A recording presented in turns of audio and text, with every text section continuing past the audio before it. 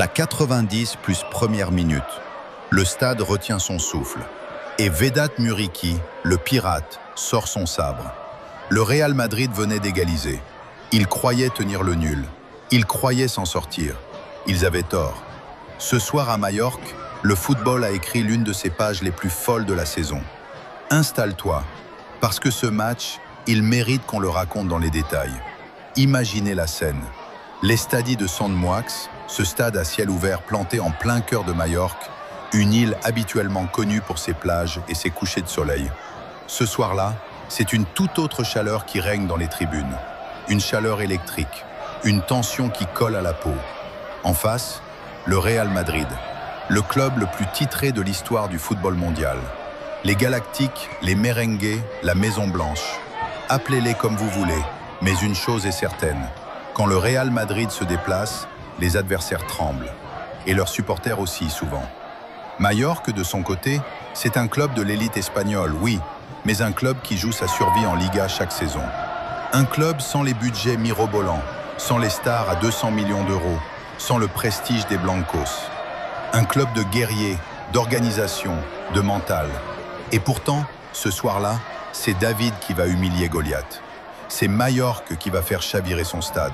C'est le pirate qui va planter son drapeau dans le cœur du Real Madrid.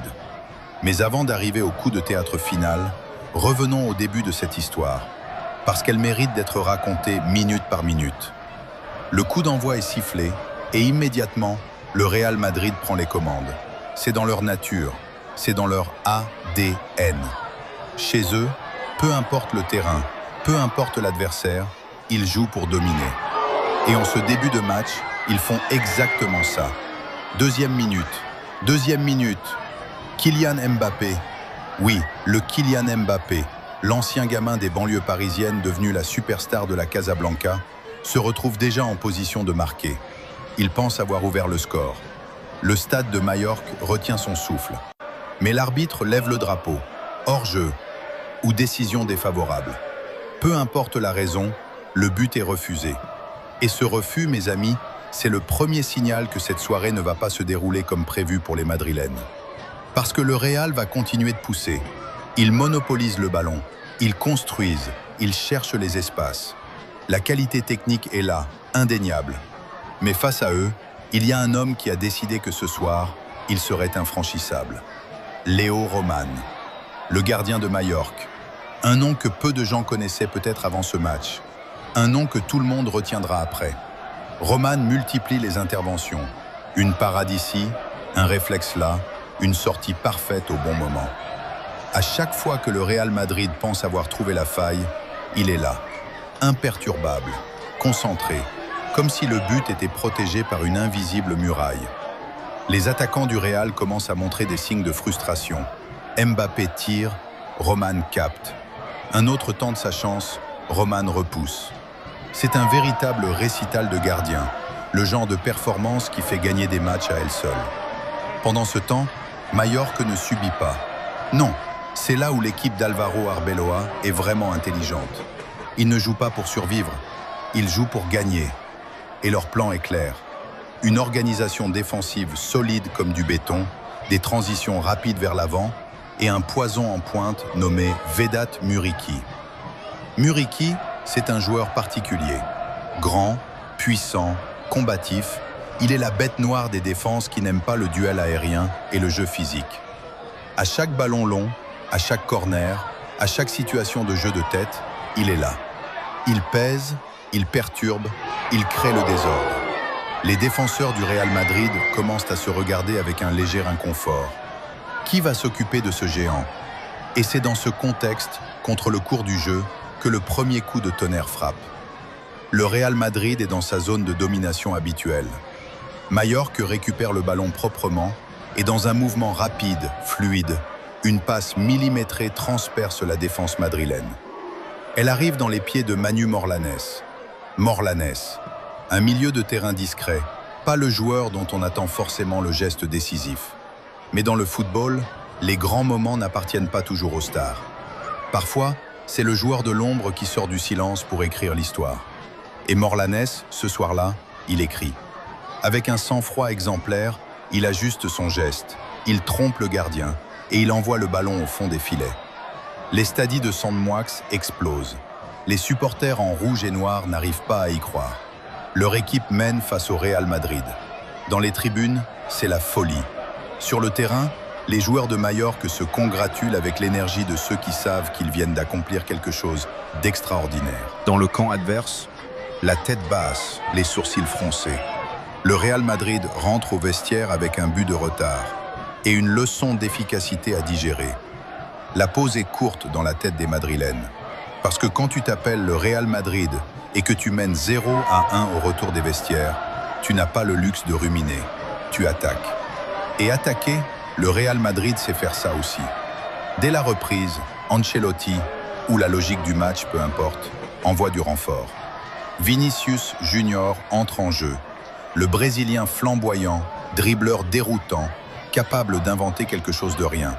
Et dans ses bagages, Jude Bellingham, le milieu anglais à la frappe surpuissante et au sens du but affûté. L'intensité monte d'un cran. Le Real Madrid ne joue plus, il attaque. Chaque phase de possession est une tentative de déstabiliser Majorque. Vinicius provoque sur son couloir, cherche les espaces, tente de mettre le feu dans la défense locale. Bellingham arrive avec ses courses dynamiques et cette énergie propre aux joueurs qui veulent absolument renverser la tendance. Tchouaméni tente même sa chance de loin, une frappe sèche, cherchant à surprendre Roman. Mais le gardien est encore là, vigilant. Pourtant, et c'est là tout le mérite de Majorque, les locaux restent dangereux. Ils ne se contentent pas de défendre à 10 dans leur surface. Non, chaque fois qu'ils récupèrent le ballon, ils repartent vers l'avant. Des contre-attaques vives, tranchantes, qui font douter la défense du Real Madrid. À plusieurs reprises, ils frôlent le 2-0. Un tir qui passe à côté, une occasion manquée de peu. Ces occasions manquées allaient-elles coûter cher? Les minutes défilent. 70 minutes, 75 minutes, 80 minutes. Le Real Madrid pousse, pousse, pousse. Majorque résiste, résiste, résiste. C'est une véritable bataille de volonté. Le temps additionnel approche et le Real Madrid est toujours mené 1-0. La pause est courte dans la tête des Madrilènes. Parce que quand tu t'appelles le Real Madrid et que tu mènes 0-1 au retour des vestiaires, tu n'as pas le luxe de ruminer. Tu attaques. Et attaquer, le Real Madrid sait faire ça aussi. Dès la reprise, Ancelotti, ou la logique du match, peu importe, envoie du renfort. Vinicius Junior entre en jeu. Le Brésilien flamboyant, dribbleur déroutant, capable d'inventer quelque chose de rien. Et dans ses bagages, Jude Bellingham, le milieu anglais à la frappe surpuissante et au sens du but affûté. L'intensité monte d'un cran. Le Real Madrid ne joue plus, il attaque.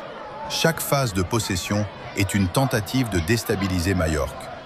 Vinicius provoque sur son couloir, cherche les espaces, tente de mettre le feu dans la défense locale. Bellingham arrive avec ses courses dynamiques et cette énergie propre aux joueurs qui veulent absolument renverser la tendance. Tchouaméni tente même sa chance de loin, une frappe sèche, cherchant à surprendre Roman. Mais le gardien est encore là, vigilant.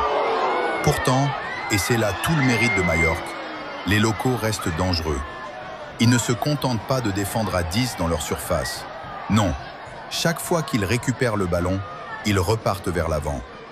Des contre-attaques vives, tranchantes, qui font douter la défense du Real Madrid. À plusieurs reprises, ils frôlent le 2-0. Un tir qui passe à côté. Une occasion manquée de peu. Ces occasions manquées allaient-elles coûter cher? Les minutes défilent.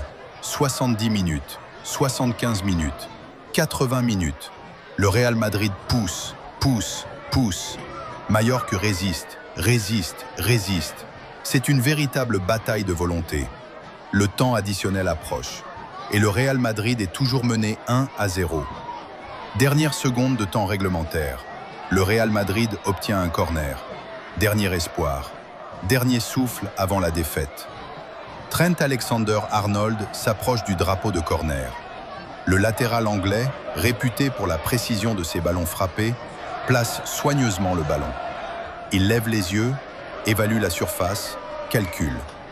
Il frappe. Le ballon part en courbe. avec cette trajectoire que seuls les grands passeurs savent donner. Il s'élève, traverse la surface de réparation, cherche une tête. Et cette tête, c'est Éder Militão qui l'a fournie. Le défenseur brésilien, costaud, athlétique, s'élève plus haut que tout le monde. Son front rencontre le ballon avec une précision et une puissance implacables. Roman, pour la première fois de la soirée, ne peut rien faire.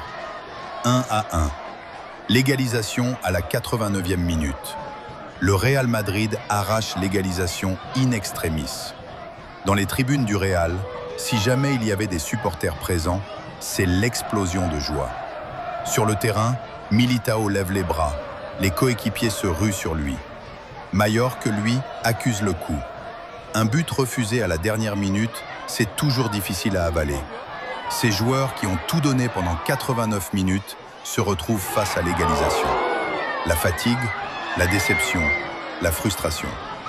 Mais quelque chose dans leur regard dit qu'ils ne sont pas finis. 30 secondes ont passé depuis l'égalisation.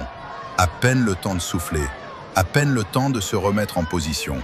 Le ballon revient dans les pieds de Mallorca. Une action se construit.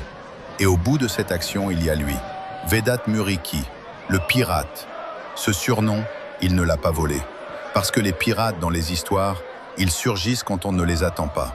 Ils prennent ce qui ne leur appartient pas encore sur le papier. Et ils disparaissent avec le trésor. Ce soir, le trésor, c'est la victoire contre le Real Madrid. Muriqi reçoit le ballon dans une position délicate. Il contrôle. Un contrôle plein de classe, qui témoigne de sa maîtrise technique souvent sous-estimée.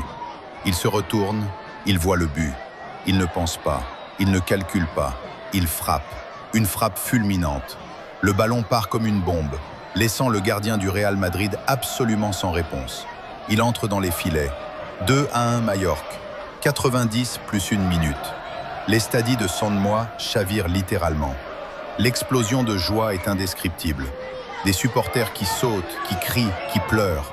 Des joueurs de Mallorca qui courent dans tous les sens, les bras écartés, les yeux écarquillés d'une incrédulité mêlée d'euphorie totale.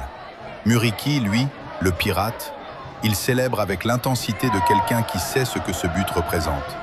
Pas juste 3 points, pas juste une victoire dans un championnat. C'est l'exploit d'une équipe entière, d'un club entier, d'une île entière. Il reste quelques minutes. Le Real Madrid tente l'impossible. Il pousse une dernière fois avec la rage du désespoir. Mbappé, Vinicius, Bellingham, tous cherchent la faille. Tous cherchent à transformer ce cauchemar en miracle. Mais Mallorca ne lâche pas. Compact, organisé, solidaire. Chaque joueur se bat pour son coéquipier, pour son entraîneur, pour ce stade. Le bloc défensif tient. Roman, impérial une dernière fois, capte le peu qui arrive vers lui. L'arbitre siffle. C'est terminé. Mallorca bat le Real Madrid 2-1. Maintenant qu'on a vécu cette folie ensemble, prenons le temps d'analyser ce qu'il s'est vraiment passé sur ce terrain. Léo Roman, la muraille qui a tout changé. Si Mallorca a pu tenir aussi longtemps face à une équipe du calibre du Real Madrid, c'est en grande partie grâce à son gardien. Léo Roman a livré ce soir-là la performance de sa carrière. Des réflexes, de l'anticipation, de la communication avec sa défense. Chaque parade a renforcé la confiance de ses coéquipiers et, à l'inverse, a semé le doute dans les têtes madrilènes. Un gardien en état de grâce peut faire basculer n'importe quel match. Ce soir, Roman l'a prouvé. Muriqi, le pirate méritait son but. On a beaucoup parlé du but final, et à raison. Mais la performance globale de Muriqi mérite qu'on s'y attarde. Pendant 90 minutes, il a été un cauchemar pour la défense du Real Madrid. Sa présence physique, son travail aérien, sa capacité à faire des appels et à occuper les défenseurs ont libéré de l'espace pour ses coéquipiers. Et quand le moment est venu, quand la balle lui est tombée dans les pieds à la 90 plus 1, il n'a pas tremblé. C'est ça, un attaquant de haut niveau. Pas forcément le plus technique, pas forcément le plus rapide, mais quelqu'un qui est là au bon moment, avec la confiance nécessaire pour finir. Manu Morlanes, l'homme de l'ombre. On ne le dira jamais assez. Dans les grands exploits collectifs, il y a toujours un joueur qu'on oublie trop vite. Ce soir, c'est Manu Morlanes. Son but à la 41e minute, avec ce sang-froid extraordinaire, a donné à Majorque la base de tout. Sans ce but, il n'y a pas de résistance héroïque, il n'y a pas de scénario fou, il n'y a pas de victoire. Chapeau bas, Manu. Le Real Madrid, une leçon d'efficacité coûteuse. Du côté des merengues, la déception est immense. Et elle est compréhensible, parce que sur ce match, le Real Madrid a été la meilleure équipe pendant de longues séquences. Ils ont eu les occasions, ils ont eu les joueurs, ils ont eu la possession, mais ils n'ont pas eu l'efficacité. Et dans le football, à haut niveau, chaque occasion manquée peut se payer cash. Le manque de réalisme des attaquants madrilènes, la réussite d'un gardien de génie et un but salvateur à la dernière seconde, tout ça s'est combiné pour produire ce résultat. C'est frustrant pour eux, mais c'est ainsi que fonctionne ce sport. Álvaro Arbeloa, le stratège oublié. On ne peut pas parler de cette victoire sans mentionner l'entraîneur de Majorque. Álvaro Arbeloa, l'ancien latéral du Real Madrid reconverti en coach, a préparé son équipe à la perfection. Le plan de jeu était clair, les joueurs l'ont exécuté avec discipline et les changements ont été faits au bon moment. Cette victoire porte aussi sa signature. Et puis, au-delà des buts et des statistiques, ce match nous rappelle pourquoi on aime le football. On aime le football parce qu'il n'y a pas de script écrit à l'avance. On aime le football parce que le plus petit peut battre le plus grand. On aime le football parce que chaque minute peut tout changer. Et qu'une frappe à la 90 plus première peut effacer 89 minutes de domination adverse. Majorque, ce soir, n'était pas censé gagner. Sur le papier, le Real Madrid est supérieur dans tous les compartiments du jeu. Mais le football ne se joue pas sur le papier. Il se joue sur du gazon, avec des jambes, des cœurs et des têtes. Et ce soir, les cœurs de Majorque étaient plus grands. Vedat Muriqi représente quelque chose de particulier dans ce football moderne. Dans un monde où les clubs les plus riches s'arrachent les meilleurs jeunes pousses à coups de centaines de millions d'euros, il incarne le guerrier humble, celui qui n'a pas le nom le plus brillant, mais qui arrive au moment clé avec le geste décisif. C'est une leçon pour tout le monde. Voilà les amis, Majorque 2, Real Madrid 1. Un score qui restera gravé dans la mémoire de tous ceux qui ont eu la chance de vivre ce match. Léo Roman, héros dans les cages. Manu Morlanes, buteur de l'ombre. Et surtout, Vedat Muriqi, le pirate, qui a planté son sabre dans le cœur du Real Madrid à la 90 plus 1 minute. Si cette vidéo vous a plu, n'oubliez pas de liker, de vous abonner et de partager à tous les amoureux du football autour de vous. Parce que des matchs comme ça mérite d'être partagé. La prochaine fois, on revient avec encore plus d'analyse et d'émotion. À bientôt. Et n'oubliez pas, dans le football, tant que le coup de sifflet final n'est pas donné, tout est possible.